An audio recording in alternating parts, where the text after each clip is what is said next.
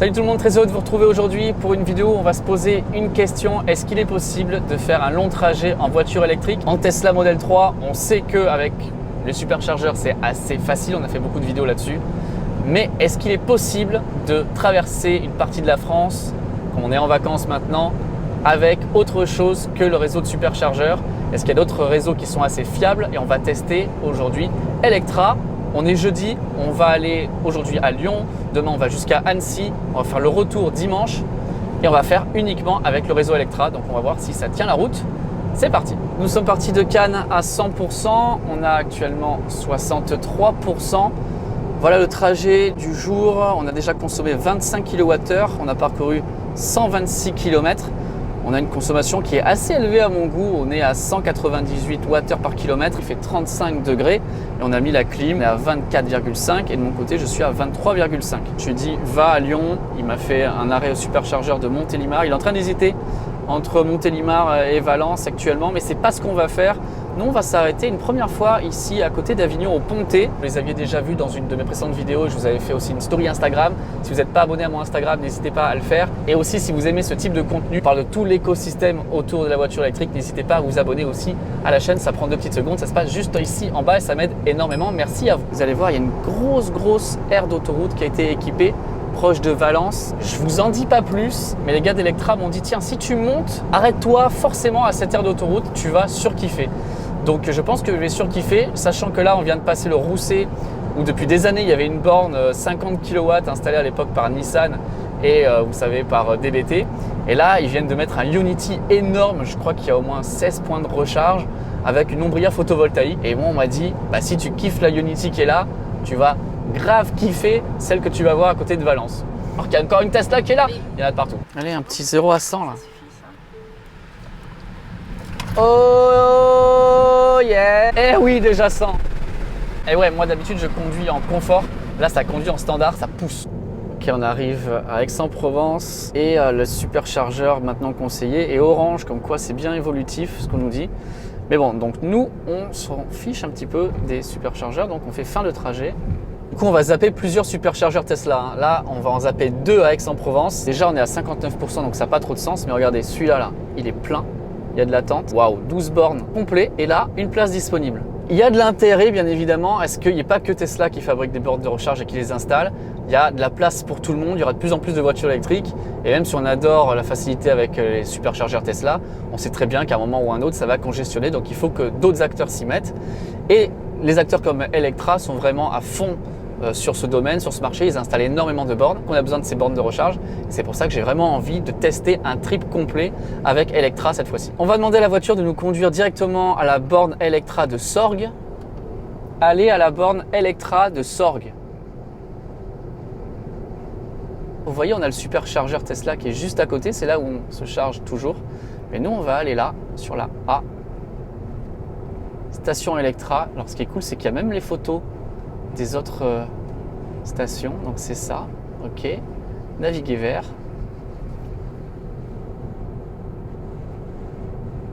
Ça c'est vraiment bien, depuis que Tesla a ouvert son navigateur aux autres bornes de recharge, ça montre aussi leur volonté de eux s'ouvrir aux autres en permettant aux non-Tesla, de se charger chez eux et aux gens qui ont des Tesla de pouvoir charger aussi sur les autres stations.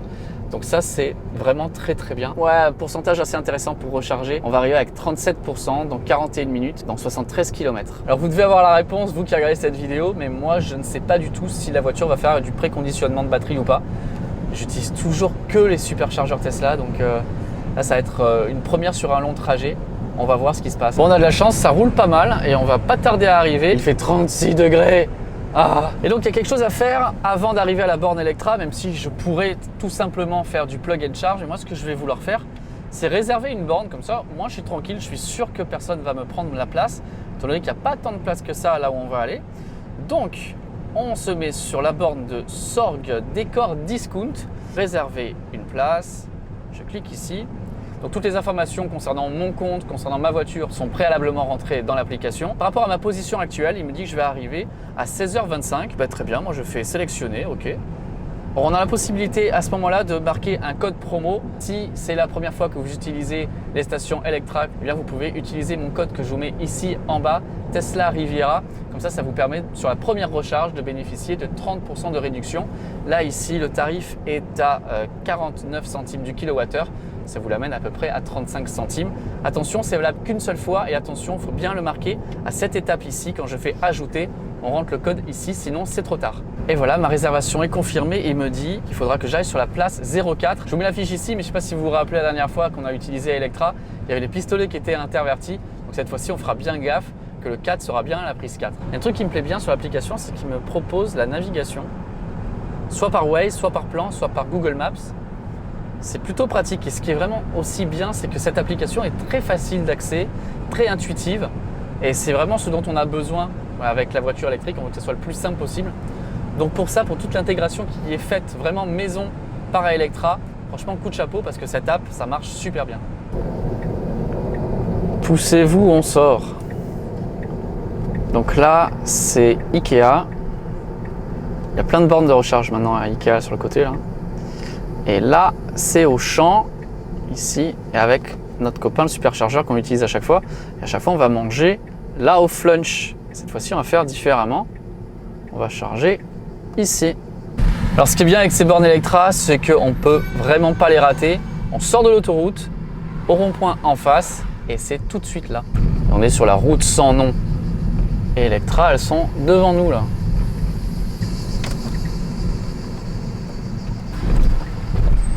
Voilà, et nous on doit se mettre à la numéro 4. Ah, regardez, il est marqué, ils n'avaient pas mis ça la dernière fois que je suis venu. Réservé. Oh là là, c'est pas ultra cool un truc pareil? Je suis arrivé, je dis que je suis arrivé, scannez le code de la borne sur la place numéro 4 qui vous est réservée. Donc le code, il est là. Je clique sur commencer la recharge, il me dit de brancher le connecteur qui se met à clignoter. Ok, là où ça va être super pratique, c'est que ces bornes Alpitronic, regardez, waouh, on a tout le déport nécessaire. Alors ça se fait pas normalement, mais hop, petite pression suffit. Hop là, on branche.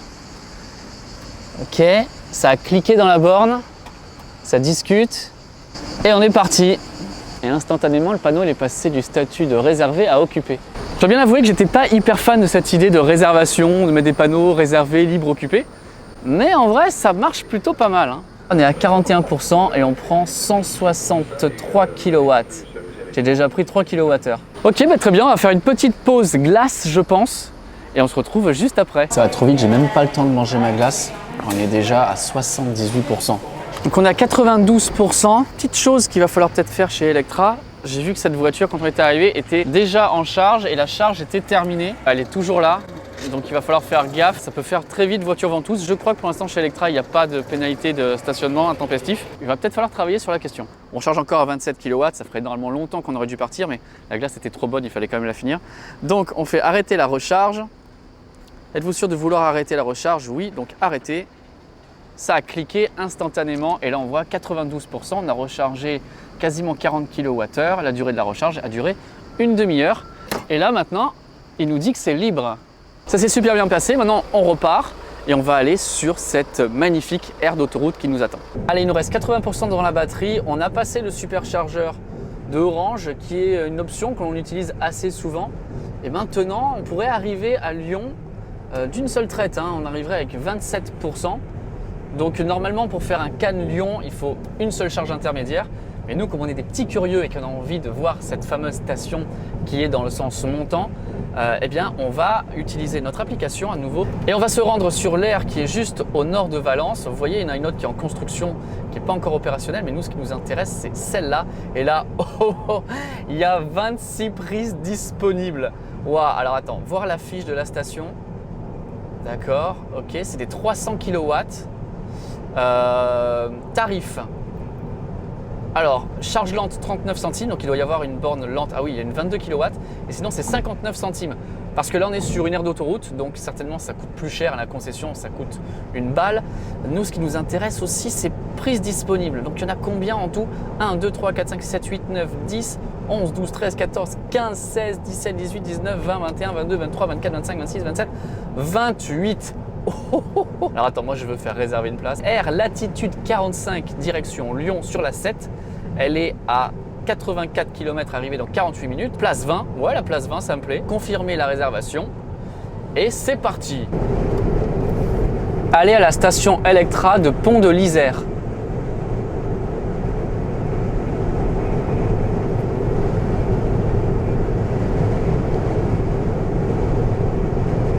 Voilà, c'est là. On va arriver avec 54% dans 43 minutes. Ah ouais. Quand j'ai commencé la voiture électrique il y a une dizaine d'années, les recharges sur autoroute, c'était ça. Une borne de temps en temps, 50 kW, qui marchait pas. Plus souvent qui marchait pas. Maintenant, en 2023, c'est ça. Boum. Bienvenue chez Electra. Waouh, jolie entrée là. Alors 39 centimes pour la borne 22 kW et 59 pour les bornes de recharge rapide. Bienvenue chez Electra les amis. Wow. La borne numéro 20, elle est réservée jusqu'à 300 kW juste pour nous. On est sur une des 7 stations que vient d'activer Electra pour la saison 2023, la saison estivale. Elles ont mis seulement 4 mois à être installées, à sortir de terre. Et il y a en totalité maintenant 114 points de recharge ultra rapide sur le réseau Vinci Autoroute. Le réseau Vinci Autoroute, lui, il en compte 1500 points de recharge sur tout son réseau. On va se brancher, ça va l'air pas mal. Donc là, c'est les mêmes bornes. On est sur du 300 kW maxi si on est tout seul. Et si on est deux, donc on prend 150 et 150. Donc je pense qu'il y a de l'energy management à l'intérieur de ces bornes. Mais avec moi, c'est par là que ça se passe. Oh, ça là, il y a le terminal TPE qu'on va pouvoir payer directement à l'acte avec sa carte bancaire. Et on est parti. C'est magnifique. Il n'y a pas à dire, c'est vraiment la station-service du futur. C'est intéressant parce qu'ils ont mis des pavés comme ça qui permettent de ne pas imperméabiliser le sol. Il y a une étude vraiment environnementale afin que tout cet écosystème-là soit le plus faible en émissions de carbone possible. Franchement, ça a grave de la gueule. Dites-moi en partie commentaire ce que vous en pensez. On est en train de vivre un changement de paradigme, les amis. Regardez, il y a plus de bornes Electra là-bas que de pompes à essence. Ces canopées sont photovoltaïques et l'énergie est directement réinjectée dans le réseau. Donc on peut imaginer que les électrons produits en ce moment vont directement dans ma voiture. Bon ben voilà, on est reparti avec 95%. On arrivera à Lyon avec 71%. Et même à Lyon, là-bas, il y a des Electra. Donc une fois sur place, si vraiment on a besoin, parce que demain on redescend sur Vienne, on pourra faire un complément de recharge avant de retourner vers Annecy. Mais bon, voilà, il n'y a vraiment aucun souci. J'ai adoré cette station. On voit de plus en plus que maintenant, les bornes de recharge rapide, c'est plus simplement la petite borne cachée derrière ou presque on a l'impression que les gens en ont honte. Là, elles s'affirment, elles se montrent, elles prennent de l'ampleur. Il y a énormément de bornes de recharge. Elles sont très bien faites, très fonctionnelles. On a les ombrières, on a le photovoltaïque par-dessus. Elles sont très clairement identifiées. On a toutes les commodités qu'on a envie d'avoir. Donc ça, c'est vraiment génial. On sent qu'il y a quelque chose qui est en train de changer. Merci à Vinci d'avoir installé toutes ces bornes, de leur avoir donné une réelle place. Et merci à Electra de s'être lancé sur le marché. Et bravo à eux de nous faire des stations dignes de ce nom, des stations dont on a toujours rêvé. C'est vrai que ça fait 11 ans que je roule en voiture électrique. Et là, voilà, si on m'avait dit il y a 11 ans qu'on aurait ça, j'aurais été très content. Donc pour moi qui essuyais tous les plâtres, qui aurait vu, je vous ai dit, la petite borne qui marchait jamais au fin fond, derrière, cachée derrière un bâtiment, de voir ce genre d'installation aujourd'hui, je peux vous dire que ça n'a rien à voir et il n'y a vraiment plus aucune raison maintenant d'avoir peur de faire des longs trajets en voiture électrique. En tout cas, le trajet qu'on est en train de faire se passe vraiment très bien. Donc maintenant, allez-y, je pense que ça va faire boule de neige et qu'au plus les gens vont les voir, au plus ils vont se poser de questions, au plus ils vont parler avec des gens, au plus ils vont se rendre compte que c'est pas un problème, qu'on dit toujours ouais, avoir une voiture électrique, mais je veux bien avoir une voiture électrique, mais le jour où je vais partir en vacances, le jour où j'en ai besoin pour faire 1000 km, je vais être embêté. Ben non, maintenant, vous pouvez charger vraiment de partout, faire des longs trajets en voiture électrique. Donc ça, c'est ultra cool et en plus, on peut les faire en Tesla avec le superchargeur ou avec d'autres réseaux, donc ça c'est vraiment génial. On continue quand même notre trajet parce que maintenant direction Lyon et demain direction Annecy, c'est pas fini. On continue notre voyage. Alors pour nous, on est 2 jours plus tard. Nous sommes en Savoie, il nous reste 15% de batterie Pourquoi il nous reste que 15% de batterie? Parce que on est allé à Jazz à Vienne, voilà, tout simplement. Donc on a fait quelques kilomètres en plus. On n'a pas rechargé depuis et là on va recharger à nouveau. Troisième stop sur une station Electra pendant notre séjour. Là on est donc à la station à côté d'Aix-les-Bains, au centre Leclerc. Le tarif ici de 49 centimes du kilowattheure. Ouais, maintenant je me fais plus avoir comme la dernière fois, hein. Je vérifie bien que le câble ne soit pas torsadé. Là on est bon. Ça fait à peu près 6 minutes que je charge, on est arrivé à 14%. Alors qu'est-ce que ça dit? Est-ce que c'est vraiment efficace ces bornes? On est donc déjà à 37%, j'ai déjà pris 16 kWh. Ah ouais, sans préconditionnement à 190 kW. Et le temps estimé si je voulais faire une charge qu'à 80%, c'est seulement de 20 minutes. Donc il faut compter à peu près 25 minutes pour faire du 15% à 80%. C'est exactement le temps qu'on va rester. Le temps d'aller faire un petit tour au Leclerc, aller à la boulangerie, faire pipi, chercher un truc à manger pour le petit déjeuner puisqu'il est 10h30. Au-delà de 25 minutes, ça commence à faire beaucoup. Mais 25 minutes, je pense que c'est tout à fait acceptable. Dites-moi en partie commentaire ce que vous en pensez. Alors vous voyez par contre ce qui a déploré, et ça sera peut-être malheureusement de plus en plus le cas, c'est les voitures ventouses et même les voitures électriques ventouses. Il y a Blue Summer là, je pense qu'elle a même pas de port CCS, je suis même pas sûr. Et en fait elle squatte la borne et elle squatte la place numéro 4. Donc ça c'est vraiment pas bon. Merci de ne pas squatter les emplacements pour les gens qui veulent charger si vous ne chargez pas. Alors là il y a une MG qui est sur la place numéro 9, elle charge pas, mais forcément qu'elle charge pas. On lui en voudra pas parce qu'il n'y a pas encore la borne installée. Ça on tolère pour l'instant, tant que la borne n'est pas en place. Parce que là ils vont aussi rajouter une borne rapide, je suppose.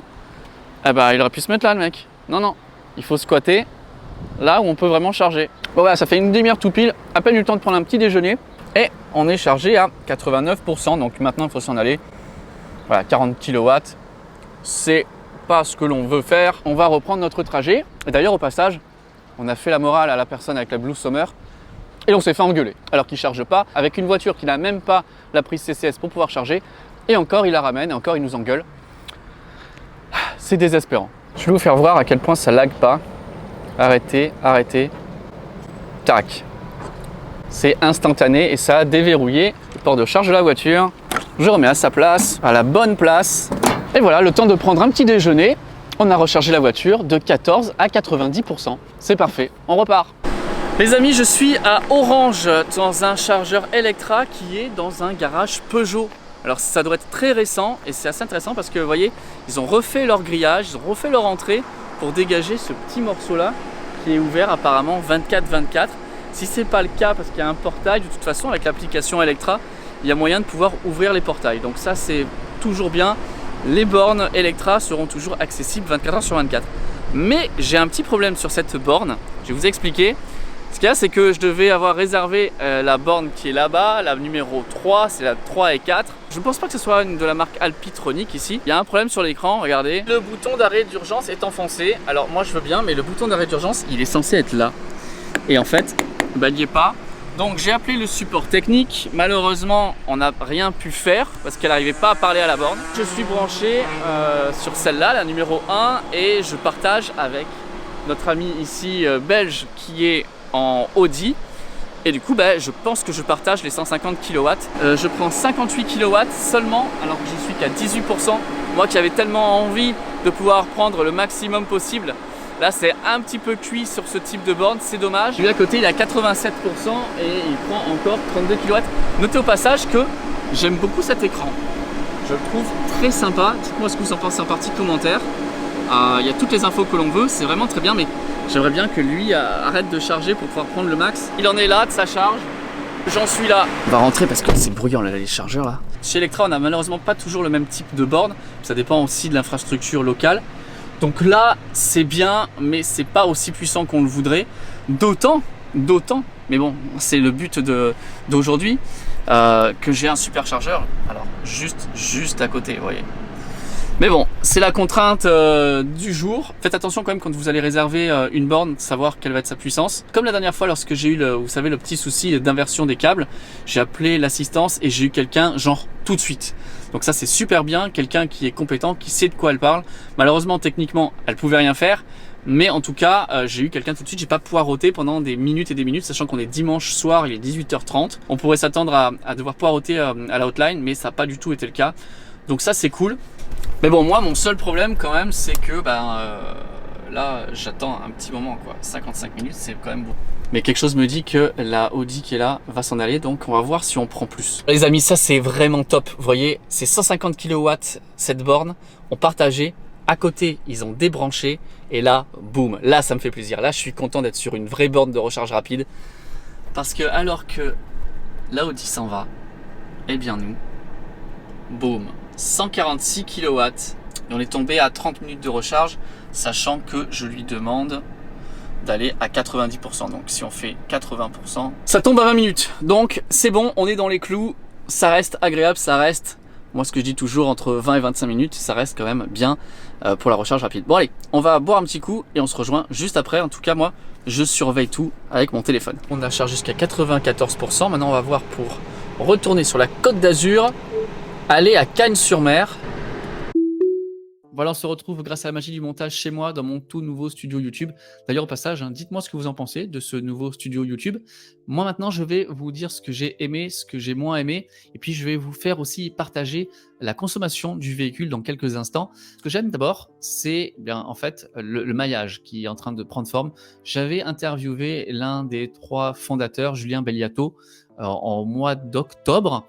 Et c'est vrai qu'à ce moment-là, il y avait une poignée d'infrastructures qui avaient été déployées. Ils avaient levé à ce moment-là 160 millions d'euros, ce qui est déjà pas rien. Et donc voilà, on voit maintenant que cet été, il y a énormément de stations en plus. On voit sur leur carte, allez voir, hein. Vous allez voir, il y a énormément de stations, il y a énormément de stations qui sont en construction. Et apparemment, on m'a dit qu'il allait en avoir beaucoup qui allaient arriver encore en mise à jour. Donc ça ne s'arrête pas là, fort heureusement. Et je suis quand même impressionné de voir qu'un gros groupe comme Vinci Autoroute leur ait fait confiance. Et effectivement, les stations, elles ont été mises en temps et en heure. Et ça fonctionne super bien. Donc il y a une vraie qualité des bornes, une vraie qualité de l'infrastructure en général, de l'app. Ça marche très très bien. Vous avez vu la hotline aussi. Dès qu'on a un petit souci, tac, ça décroche tout de suite. Donc voilà, ça fait vraiment ultra sérieux comme acteur. En tout cas, on peut compter sur eux quand on part faire un road trip avec une voiture électrique. Moi, j'aimerais savoir ce que vous en pensez d'Electra. Est-ce que vous avez déjà testé? Est-ce que vous comptez tester? Puis si vous comptez tester, n'hésitez pas à utiliser mon petit code là, qui vous permet d'avoir 30% grâce à celui-ci. Et puis voilà, j'aimerais savoir quel type de trajet vous avez fait, quel type de trajet vous aimeriez faire. Une installation dans un endroit bien précis pour faire un trajet bien précis. Donc ça, c'est intéressant à voir aussi. Si vous n'avez pas essayé encore, je vous conseille vivement d'aller essayer Electra juste pour vous faire votre propre opinion. Maintenant, il y a des petits problèmes, alors qui ne sont pas vraiment liés à Electra eux-mêmes, mais par rapport à l'utilisation de la voiture électrique, il y avait 2 types de squattage de bornes.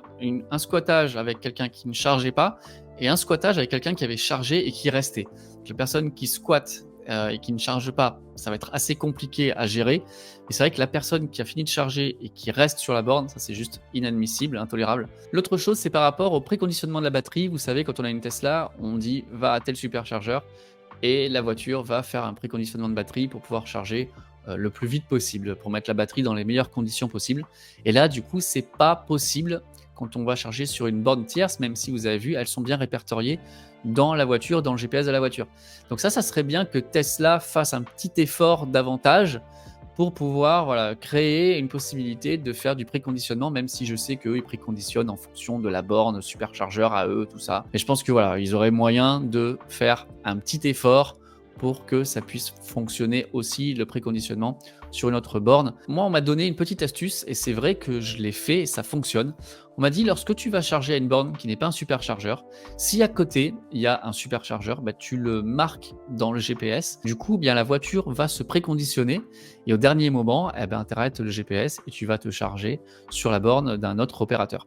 Donc, c'est vrai que ça fonctionne. Dites-moi si vous utilisez aussi cette astuce ou peut-être que vous en avez une autre. Maintenant, pour ce qu'il en est de la consommation durant le trajet, là, ça triche un petit peu parce qu'après, on est parti dans le Mercantour. Donc, on a rajouté à peu près 200-250 km. Mais on a donc parcouru 1700 bornes. On a une consommation ici, là, sur 1934 qui est de 305 kWh. Et une moyenne de consommation, pour le coup, qui est vraiment très bonne. On est à 158 Wh au kilomètre. C'est vrai que cette voiture, c'est un chameau. Elle consomme quasiment rien. Je suis tellement fan de cette Model 3 2019 long range all-wheel drive comme on appelait à l'époque. Et vous voyez, sur mes 77 503 km, j'ai consommé quasiment 12 MWh et j'ai une consommation moyenne de 154 Wh par kilomètre. J'étais très content d'avoir testé ça. Merci à Electra de m'avoir permis de tester ces bornes. Et puis voilà, n'oubliez pas le petit code qui vous permet d'avoir 30% sur votre première recharge. J'espère qu'on aura l'occasion de tester d'autres bornes Electra. On m'a dit il y en a qui arrivent par chez toi. Donc ça peut être pas mal, surtout si on refait des tests de voitures électriques, d'avoir une borne Electra en référence. Ça pourrait être ultra cool. Dites-moi si vous avez aimé cette vidéo, lâchez-lui un grand pouce en l'air, n'hésitez pas à la partager, surtout à commenter. C'est pour ça aussi qu'on fait ces vidéos, c'est pour pouvoir partager tous ensemble. Et puis en même temps, ça aide l'algorithme. Nous, on se retrouve très bientôt pour de nouvelles vidéos. Merci encore. N'oubliez pas de vous abonner à la chaîne. Salut tout le monde.